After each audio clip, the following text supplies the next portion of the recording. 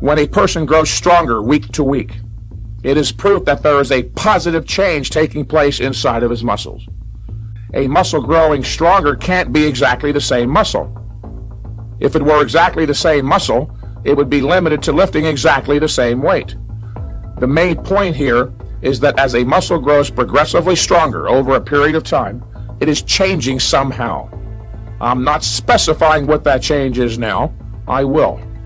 For now, just remember, if a muscle is growing stronger, it is in a process of positive change.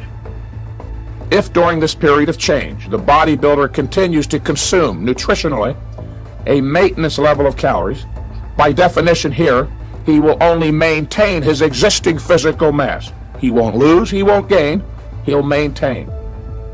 It goes to the laws of physics or thermodynamics. You can't create something out of nothing. You can't build bigger muscles out of thin air. Certain nutritional and caloric values are absolutely required. What the bodybuilder will be doing by consuming a maintenance level of calories is in essence something less than desirable. To some extent at least, he'll be frustrating the needs of the growth mechanism. He did train to failure, which is what nature requires one do to trigger the growth mechanism into motion. Also, he is growing stronger, therefore the muscle is changing. When the growth mechanism is activated, you might visualize it as a moving conveyor belt of sorts, for lack of a better image, with a number of little men standing on top who are reaching up, they're reaching out to grab the nutritional caloric cement, as I like to call it, that it requires to build the second story, the new mass. But remember, consuming a maintenance level frustrates those little men.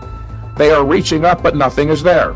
The body is only receiving enough nutritional and caloric values to maintain the first story, the existing physical mass.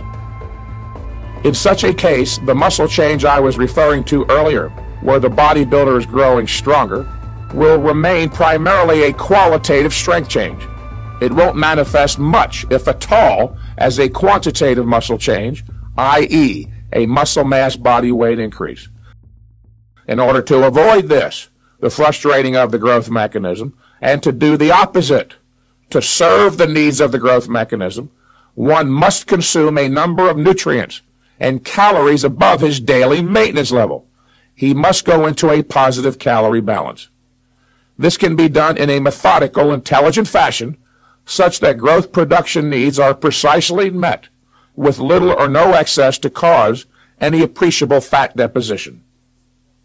Prior to my emphasizing the caloric dimension of nutrition in my clients, most would grow stronger, but many didn't gain the mass and body weight they desired. Since reducing the volume and frequency of their training, as well as emphasizing the need for a positive calorie balance, my clients' mass and body weight increases are finally keeping pace with their strength gains, and in the majority of cases, little or none of the weight gain is fat. For those who are acceptably lean, as well as those who may be concerned they have a bit too much fat presently, I'd suggest you embark on the suggested routine while in a positive calorie balance of 300 to 500 a day. For that second group, who may have a little more fat than they'd like, I propose that you place your fat loss concerns on hold for 2 or 3 months, put on 10 to 20 pounds of muscle, then go on a fat loss diet, at the end of which you'll not only be leaner, you'll have the extra muscle too.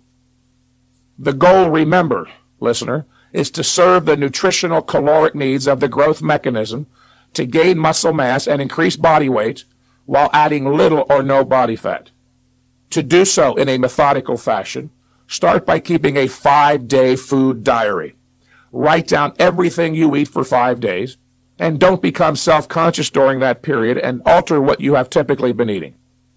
What is needed is a representative sampling so it may be ascertained what your daily average calorie intake is. Write down everything you eat for 5 days and the quantity. Be as accurate with the quantity as possible, but don't fret if you think you're off a little. At the conclusion of each of the 5 days, sit down with a good calorie counting book. If you don't have one, buy one, as every conscientious bodybuilder should have one, since the caloric dimension of nutrition is vitally important, and tally the total calories for the day. At the end of the 5th day, take the 5 daily totals, add them for a grand total, divide by 5, and you'll have, of course, your daily average caloric intake. You must also weigh yourself at the beginning of day 1 and on the morning of day 6. If you didn't gain or lose during that 5-day period, your daily average is also your daily maintenance level of calories. Let's assume, hypothetically, that your daily maintenance level of calories turns out to be 2,100. Upon starting the suggested routine, make a conscientious, disciplined daily effort to keep your calories 300 to 500 above the maintenance level. If you don't, you'll maintain, you won't gain. But I'm not suggesting that all of a sudden you should start shoveling down indiscriminately large amounts of food. You'll only get fat. I have observed with my phone clients that some, not many, do not have a set maintenance calorie level, but a maintenance calorie range.